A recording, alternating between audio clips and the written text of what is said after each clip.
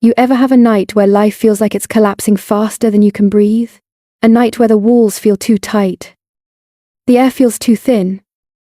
And you can swear the universe is watching you fail. That was me, Eva Grant, standing in the dim hallway of our tiny apartment, holding a letter that felt heavier than any weight I'd carried before.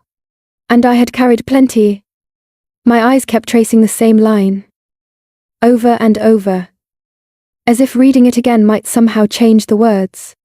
Your daughter's scholarship has been revoked, effective immediately. My fingers trembled so badly the paper crinkled between them. I pressed it to my chest like it might stop my heart from falling straight through the floor. In the next room, I could hear Sophie humming soft, light, innocent.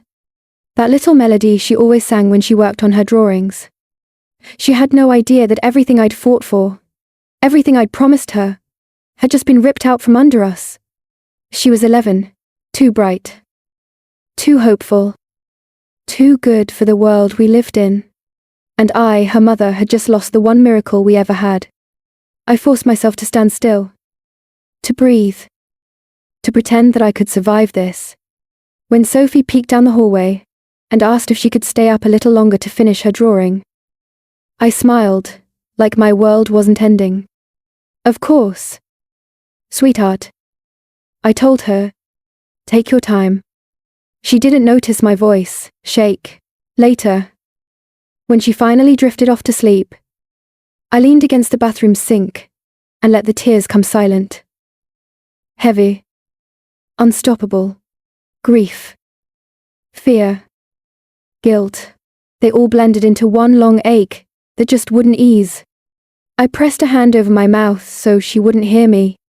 A mother's breakdown had to stay hidden, especially from the child she was breaking for. By morning, the world didn't slow down to let me breathe. It never did. The landlord caught me in the stairwell, tapping his clipboard like he enjoyed watching people sweat. Rent was due 4 days ago. Eva. I know. I whispered. I'm working on it. You've been working on it for months. He wasn't wrong. But God. Did it hurt hearing it said out loud? At the diner, customers complained about cold toast, spilled coffee, slow service, while I tried to pretend my life hadn't fallen apart 6 hours earlier. At my second job cleaning offices, my knees hurt from scrubbing floors. But I pushed through because mothers don't get to break. They just keep going. Every dollar I made, every tip I tucked into the pocket of my apron, it all felt too small. Too late.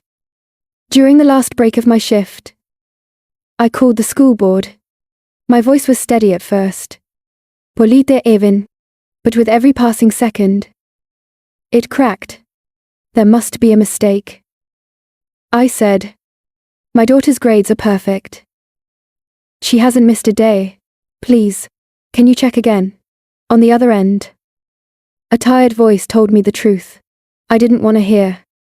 The new financial sponsor withdrew his support. No explanation was provided. So she's just out, I asked. I'm afraid so. Without the sponsor, the school cannot continue her placement. I hung up the phone and pressed my forehead to the cold table in the employee room. No savings, no family, no child support, no way forward. And all I could picture was Sophie in her uniform, smiling, proud, believing she finally belonged somewhere. I promised her I'd never let her feel small in this world. But that afternoon, I felt like the biggest liar alive. Later that night, at the diner, one of my co-workers, a woman named Dana, slid into the booth across from me. She didn't ask what was wrong. She didn't have to. I've seen that look before, she said quietly. The look of someone with no good options left. I didn't deny it. She hesitated before leaning closer. If you're really desperate, there's someone people go to. But you don't go to him, unless you're ready to owe him something you can't take back. Who? I asked. Her eyes darkened with something like fear. Marcus Vale. The name meant nothing to me then. But the way she said it soft, Careful sent a chill down my spine. He helps people. Dana added. But his help always comes with strings. And those strings, they're tight. I wanted to laugh. What kind of mother would go to a man like that? Apparently the kind who runs out of choices. By the time my shift ended, the decision was already made. Not because I trusted him, but because I loved my daughter more than I feared any man. Marcus Vale's club sat on the edge of downtown, where the streetlights flickered, and the shadows felt heavier than the night. My breath fogged in front of me as I stood on the sidewalk, wondering if turning around made me a good mother or a coward. I walked in anyway. The first thing I noticed were the men tall, immaculately dressed, silent as stone.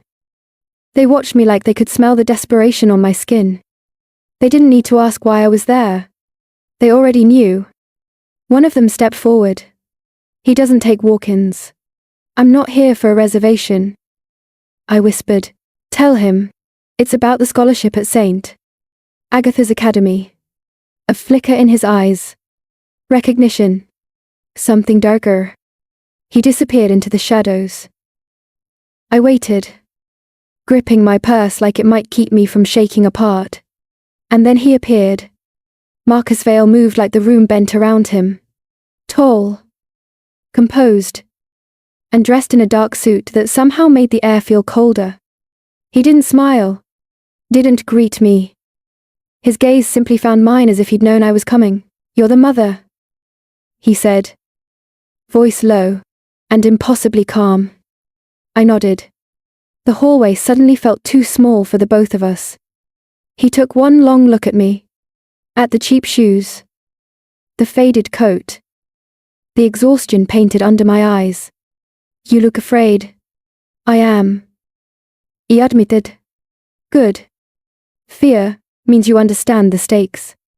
He motioned for me to follow him into a quiet room overlooking the floor below. Everything inside was black, glass, and gold, like elegance dipped in something sinful. Your name, he asked. Eva. Eva Grant. And the girl Sophie? She's 11. He leaned back. Fingerstiebel. Completely unfazed by my panic. I'm the one, he said casually, who cancelled the scholarship. The world stopped. What I choked out. Why the previous sponsor owed me money. When I acquired his accounts, I corrected every outstanding issue. Your daughter's scholarship was one of them. That was her future. I whispered. You punished a child for something she had nothing to do with. He tilted his head like I'd said something amusing. Punishment is emotional. Ems. Grant. This was simply accounting. The anger in my throat burned so hot it scared me. But when I looked him in the eye, I saw no cruelty. Only certainty. And power. More power than I had ever stood in front of. But you're here, he went on. Which means you are willing to negotiate. I don't have money, I said. I barely pay rent. He didn't blink. Then you'll offer me something else. My stomach tightened. What kind of something? He slid a paper across the desk. Your loyalty? He said. Your time. Your discretion. I stared at the contract, like it was a trap made of ink and promises. You want me to work for you as my private operations assistant. I'm not qualified, for I'll decide what you're qualified for, he said calmly. My pulse hammered. Every instinct screamed at me to run. But then I pictured Sophie. Her smile. Her dream of becoming an architect. The uniform she loved so much. My hand moved before my heart could stop it. I signed. Marcus didn't shake my hand. Didn't congratulate me. He simply nodded once. As if he'd just claimed something he always knew would be his. You start tomorrow. Later that night, as I walked back into our apartment, Sophie slept curled on the couch, her little hands still holding her pencil. Her sketchbook was open to a drawing of a tall building, a dream she wasn't ready to give up. I brushed her hair back and whispered, "I did this for you." But somewhere deep inside, a voice whispered back, "You didn't walk into an opportunity. You walked into a cage." And the door had already closed behind you. Working for Marcus Vale was nothing like I expected. I thought it would feel like servitude, like chains, like walking into someone else's life, with no right to be there. But instead, it felt like stepping into a world that had its own gravity. On my first day, a man in a grey suit handed me a folder, the thickness of a dictionary. Inside were names I wasn't allowed to say, addresses I wasn't allowed to recognize, meetings where people spoke in codes and half sentences. I coordinated calendars for men who only used burner phones and women whose smiles hid weapons. And through it all, Marcus moved like he controlled the oxygen in the room. He didn't raise his voice. He didn't rush. He didn't need to. People rearranged themselves around him with a single look. Working near him felt like sitting beside a bonfire, warm from a distance. Devastating up close. His presence pulled everyone inward. Even the ones who feared him. Especially the ones who feared him. I tried not to look at him longer than necessary. I tried not to breathe too deeply when he passed close enough for me to smell the faint mix of cedarwood and smoke. I tried not to feel anything beyond obligation. But Marcus saw everything. Every flicker in my eyes. Every time my hand shook while typing. Every quiet breath I took before answering a difficult call. Nothing escaped him. Not even me. But then there were the moments, small, unexpected, disarming, when he didn't feel like a man made of iron and power. One afternoon, I mentioned that Sophie wanted to be an architect someday. I didn't expect him to care. Yet something in his expression shifted, like the idea of a child with dreams was foreign to him. Something he didn't know how to hold. "She wants to build things," he said quietly. Almost to himself. "That's good. The world needs more people like her." The next morning, a box sat on my desk. Inside were new shoes for Sophie. The expensive kind I could never afford, and certainly never asked for. I marched straight into his office, ready to tell him he had no right. He didn't even look up from his papers. "She outgrew the old ones," he said. "She shouldn't have to feel less than the other children." My throat tightened. And not with anger. I hated that. I hated how seen he made me feel. How safe he made me feel. How my guard kept slipping. Thread by thread. Every time he softened without meaning to. Because everyone knew Marcus Vale wasn't soft. He was a storm, wearing a tailored suit. The deeper I went into his world, the more I realized how dangerous it really was. One evening, as I walked home from a late shift, I noticed a black SUV idling across the street. No headlights on, windows tinted too dark to see through. I tried to convince myself it was nothing. But every bone in my body whispered the truth. Someone was watching me. The next day, when I returned to our apartment, our front door was cracked open. Just slightly. Just enough. Inside, nothing was stolen. Nothing was broken. Nothing was moved. Except one thing. Sophie's framed school photo lay face down on the kitchen table. He didn't scream. He didn't cry. I just froze. Then I called the only person I could call, the person I shouldn't have needed at all. Marcus answered on the first ring. "What happened?" "My door, someone was inside. Sophie's picture. Where is she?" His voice sharpened like a blade. "With me. She's safe. Stay there." And then 4 words that made everything inside me crumble. "I'm coming right now." He arrived in minutes, not hours. Minutes, like he'd been waiting close by. He stepped inside the apartment, glanced once at the fallen photo, and his entire face went cold. "Pack a bag," he said. "You're not staying here tonight." Sophie thought his estate was paradise. And honestly, anyone would. Long hallways washed in soft light. Glass walls that caught the sunset. Stone floors so polished they almost reflected your thoughts. Every room bigger than our entire apartment. To a child, it was magic. To me, it felt like a cage lined with expensive furniture. Men in black suits patrolled the property like shadows with guns. Cameras blinked from every corner. The house was too quiet. Too controlled. It didn't feel like safety. It felt like ownership. Still. Marcus walked beside us. Silent. Calculating. His jaw tight. Not angry. Something worse. Protective. Too protective. He checked Sophie's bedroom before she went to sleep. Asked me twice if the lock on her door worked properly. Told his security team to double patrol the perimeter. When he stood outside my room later that night, his voice low and tense, I finally snapped. You can't just take over my life. I said, I didn't ask for this. You did. He replied, the moment you signed that contract. That isn't fair. No. He said quietly. It's true. Something inside me broke anger. Fear. Pride. I didn't even know anymore. You're controlling everything. I whispered. My job. My home. My daughter's school, everything. I don't even know where I end and where you begin. For the first time. His expression softened. You were in danger long before you met me. He said, you just didn't know who to call.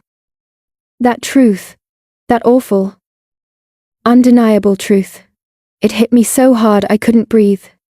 Because it wasn't wrong. I just hated that he knew it. The next morning, I found him in the study staring at nothing. His shoulders tense. His hands clasped behind his back. He didn't turn when I stepped inside. He worked for me once. Marcus said suddenly. Who? He finally looked over his shoulder. And in his eyes, I saw something I never expected from him: regret. Your ex-husband. My stomach dropped. He disappeared. Marcus continued. Not because he left you. Because I had him removed. My voice barely formed words. Why he stole from me. Marcus said. Used your name to hide the money. Put you and your daughter in danger without even realizing it. I felt the room tilt. So you punished him. I corrected a mistake. He said quietly. Just like I corrected the scholarship. A wave of nausea rolled through me. All those years I wondered why he left. Why he vanished. Why he never called. All those nights I told Sophie, he simply didn't care. But the truth was darker. Twisted. Cold. You weren't supposed to know. Marcus's voice dropped to a whisper. I was protecting you even then. Minesh felt weak. Rage burned through me pure. Rough. Scalding. But beneath it, something else pulsed just as fiercely. Longing. Because the man who destroyed pieces of my life had also saved pieces of it. And I didn't know which version of him to believe. Or which version of myself to trust anymore. I wasn't just in his world now. I was in his past. His secrets. His guilt. The landlord caught me in the stairwell, tapping his clipboard like he enjoyed watching people sweat. Rent was due 4 days ago. Eva. I know. I whispered. I'm working on it. You've been working on it for months. He wasn't wrong. But God. Did it hurt? Hearing it said out loud. At the diner, customers complained about cold toast. Spilled coffee. Slow service. While I tried to pretend my life hadn't fallen apart 6 hours earlier, none of them met my eyes. He left. Ma'am. One of them finally said. Early. Before sunrise. Left. No explanation. No warning. No. Goodbye. Just gone. It was a strange thing, how a man so powerful could create silence that loud. For days afterward, I kept expecting him to walk back through the door. Every time a car pulled into the driveway, my breath hitched. Every night I checked the hallway, waiting for the faint click of his shoes against the floor. But he never came, and eventually, the estate wasn't home. It was a holding place. A reminder. A promise that had shifted into something I couldn't live under anymore. When I told the guards I wanted to leave, they didn't argue.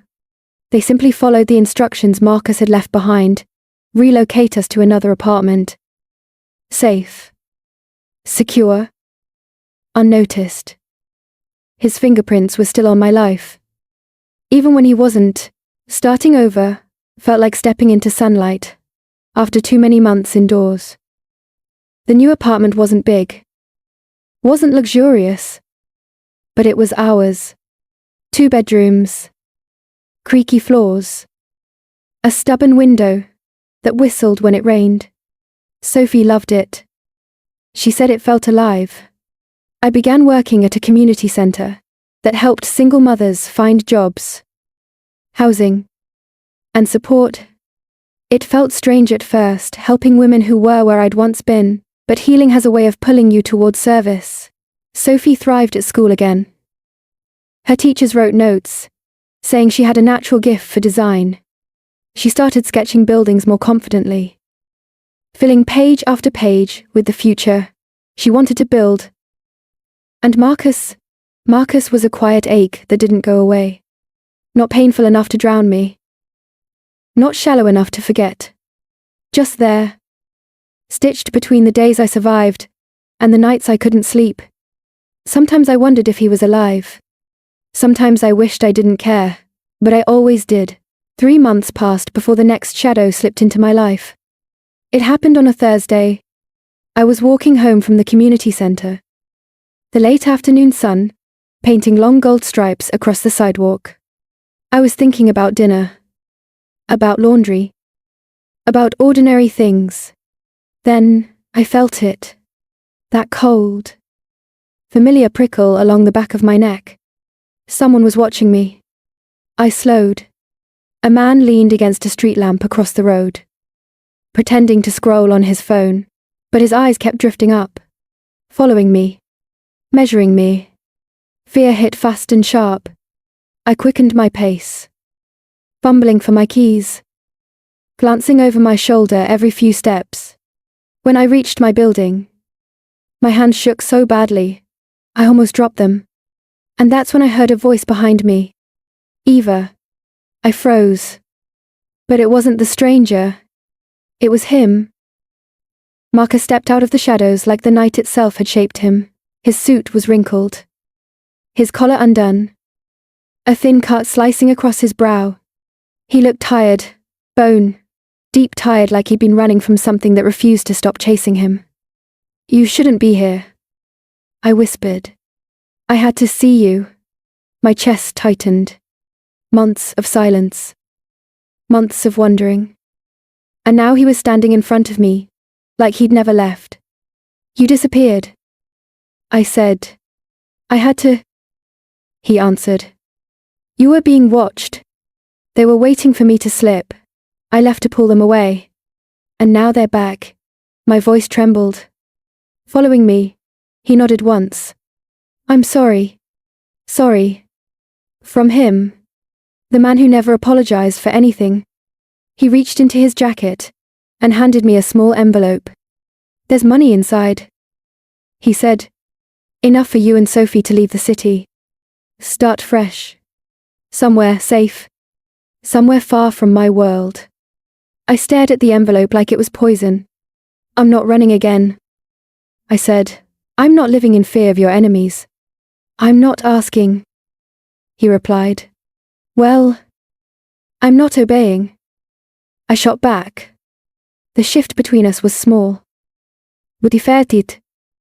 Like 2 tectonic plates finally pushing in opposite directions. You don't get to make my decisions anymore, I told him. His eyes softened, not with anger, but something painful, something proud. You've changed, he murmured. I had to. Silence stretched between us. Thick, with everything we didn't say. Finally, Marcus reached into his pocket again. Slower this time. And placed something in my hand. A small silver coin. Worn. Smoothed from years of being held. This belonged to your ex-husband, he said. He carried it for luck. I closed my fingers around it. The metal was cold. Heavy. Why give it to me now? I asked.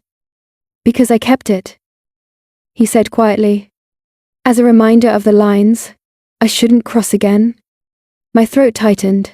The weight of the coin was nothing, compared to the weight of the truth pressing down on us. Tell me something, I whispered. Did any of this mean something to you, or was I just another responsibility you needed to manage? He didn't look away this time. He met my eyes fully, openly, as if stripping himself of every armor he'd ever built. It meant everything, he said. That's why I had to walk away. Those words broke something inside me, something hardened, something wounded, but they also stitched another part back together. Marcus Vale was not a man who chose love. He was a man who protected it, even from himself. He stepped back, his jaw tightening. This is goodbye, he said. I know. And then he turned and walked into the night, swallowed by darkness, like he'd never existed at all. He didn't look back. I didn't call out. Some endings don't need witnesses.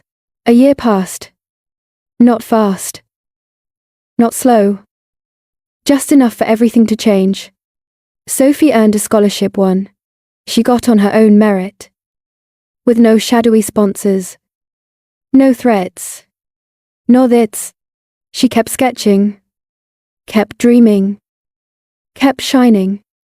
I slept through the night for the first time in years. I laughed more. Smiled easier. Stopped checking the locks twice. Life wasn't perfect, but it was peaceful. And peace, I learned, was a kind of love you give yourself. Then one morning, I found an envelope slipped under my door. No name. No stamp. Inside was a single photograph. Sophie, standing outside her school, laughing caught mid-smile, mid-sunlight, mid-joy. On the back, written in a familiar hand, keep her light safe. I didn't cry. I didn't shake. I simply walked to the kitchen, lit a match, and held the photo above the flame. The edges curled, burned, softened into ash. I kept the ashes in a small jar on the windowsill, not because I couldn't let go, but because I finally understood the truth. Some people come into your life not to stay, but to change its trajectory forever. Late at night, when the city was quiet, and Sophie was asleep, I sometimes stepped out onto the balcony, and let the wind hit my face. And every now and then, when the world felt still enough to speak honestly, I whispered into the dark, you kept your promise, and so did I. I didn't wait for him. I didn't chase him. I built a life worth protecting with or without the man who once walked out of the shadows, and changed everything. And if this story touched your heart, if it made you feel something you haven't felt in a long time, I'd love for you to stay with us a little longer. Please take a moment to like the video. Subscribe to the channel so you never miss the next story. And share this with someone who might need it tonight. And tell me in the comments, which moment spoke to you the most? Which part of Eva's journey felt like a piece of your own? Your voice matters here. Your story matters here. Thank you for being part of this one.